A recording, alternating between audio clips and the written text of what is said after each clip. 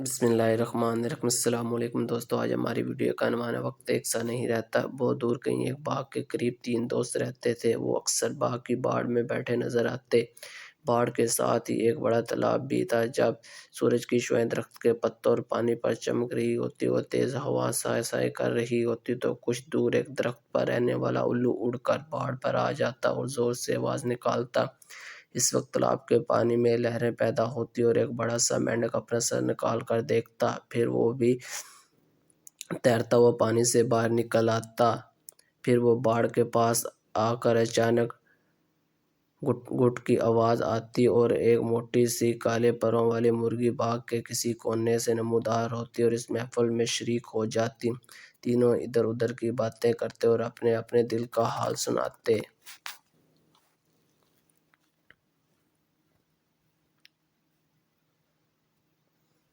الو کو انسانوں سے شکایت تھی کہ وہ اسے پسند نہیں کرتے۔ مینڈک کو تالاب کے آلودہ ہونے والے پانی کا غم تھا اور مرغی اس بات پر خفا تھی کہ فارم کا مالک اسے انڈوں پر بٹھاتا کیوں نہیں۔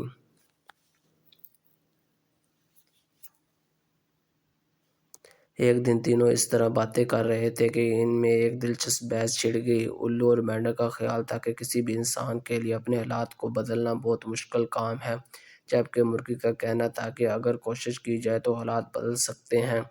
الو نے مرغی کو قائل کرنے کی کوشش کی اور بولی، چلو میں تم کو ایک نوجوان لڑکے کا قصہ سناتی ہوں۔ مرغی سبھی بیٹھ گئے۔ الو کچھ سوچتا رہا، پھر بولا، پہلے میں بہت دور ایک آٹا پیسنے کی چکی میں رہتا تھا۔ اس کا مالک ایک ظالم آدمی تھا۔ وہ اپنے ملازم کے سچا سلوک نہیں کرتا تھا۔ وہاں ایک نوجوان لڑکا بھی کام کرتا تھا۔ ظالم مالک اس سے بہت زیادہ کام لیتا تھا اور بہت کم تنخواہ دیتا تھا۔ لڑکا بے روزگاری کی وجہ سے مجبور تھا اور سارا دن کام میں لگا رہتا۔ اسے سارا دن سر کھجانے کی فرصت بھی نہیں ملتی تھی، لیکن اتنا کام کرنے کے باوجود مالک اس سے خوش نہیں تھا۔ وہ بات بات پر اسے ڈانٹتا اور کبھی تو مارتا بھی تھا۔ ایک دن اس نے لڑکے کو مار مار کر اس کا منہ سجا دیا۔ آخر وہ روتا ہوا وہاں سے چلا گیا اور پھر کبھی وہاں نہیں آیا۔ میرے خیال ہے کہ آج بھی وہ اسی طرح کہیں چھوٹا موٹا کام کر رہا ہوگا، ضرور مار کھا رہا ہوگا۔ یہ کہہ کر الو خاموش ہو گیا۔ مرغی نے انکار میں گردن ہلائی اور کہا، یہ ضروری نہیں کہ وہ آج بھی برے حالات میں ہو، کیونکہ میں جانتی ہوں کہ وقت ہمیشہ یکساں نہیں رہتا۔ مینڈک نے کہا، مرغی بہن، میرا خیال ہے کہ حالات بدلنا اتنا آسان نہیں۔ خیر دوستو، مجھے بھی ایک واقعہ یاد آ رہا ہے۔ میں تمہیں معلوم ہے میری دنیا تو پانی تک محدود ہے۔ میں تالاب میں وقت گزارتا ہوں، مجھے انسانوں سے زیادہ واسطہ نہیں پڑتا، مگر جب میں بچہ تھا تو اکثر پانی سے باہر گھومتا رہتا تھا۔ ایک دن میں نے تالاب کے کنارے ایک نوجوان کو آتے دیکھا۔ وہ بہت دبلا پتلا اور کمزور تھا۔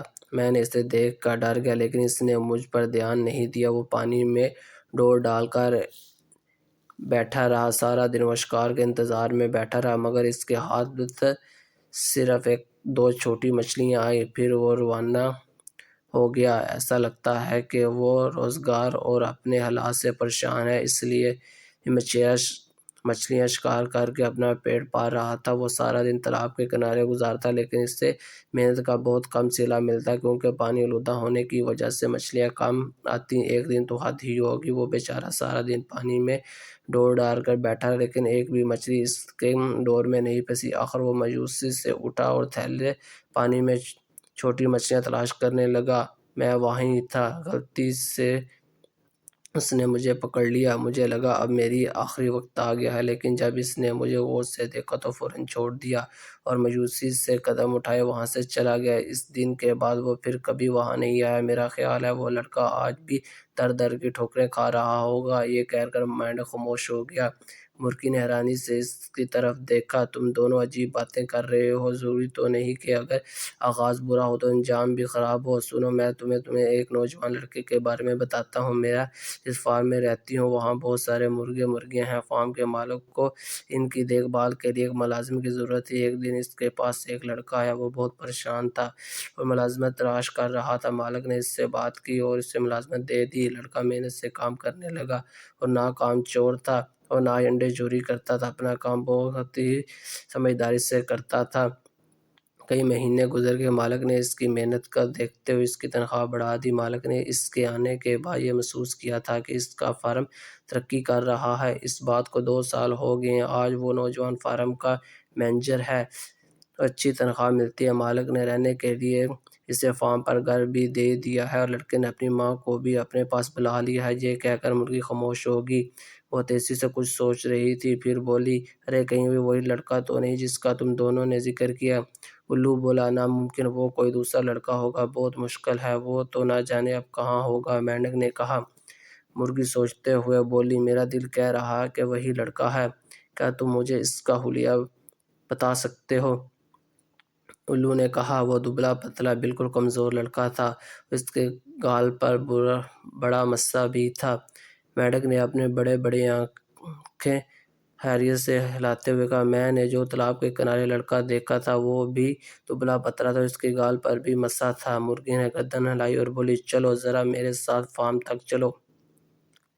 دونوں نے حیرانی سے اسے دیکھا اور اس کے ساتھ چل دیے۔ فارم قریب ہی تھا، وہ جلد وہاں پہنچ گئے۔ مرغی اور مینڈک سے اندر داخل ہو گئے اور الو دیوار پر جا بیٹھا۔ مرغی نے ان دونوں کی توجہ ایک نوجوان کی طرف دلوائی جو کچھ دور بیٹھا موٹے بورے میں سے چارہ نکال رہا تھا۔ تینوں غور سے اسے دیکھنے لگے۔ لڑکا کام کر کے پلٹا تو انہوں نے اسے دیکھا، یہ وہی محنتی نوجوان تھا، اس کی گال پر بڑا مسا تھا اور وہ اب کچھ صحت مند بھی ہو گیا تھا۔ مینڈک اور الو شرمندگی سے مسکرائے اور مرغی کی طرف دیکھ کر گردن ہلائی۔ دونوں نے اپنی غلطی مان لی تھی اور جان گئے تھے کہ وقت کبھی یکساں نہیں رہتا۔ جو لوگ محنت اور ثابت قدمی سے کام کرتے ہیں ان کے برے حالات بھی ایک دن بدل جاتے ہیں اور وہ کامیابی ان کے قدم چومتی ہے۔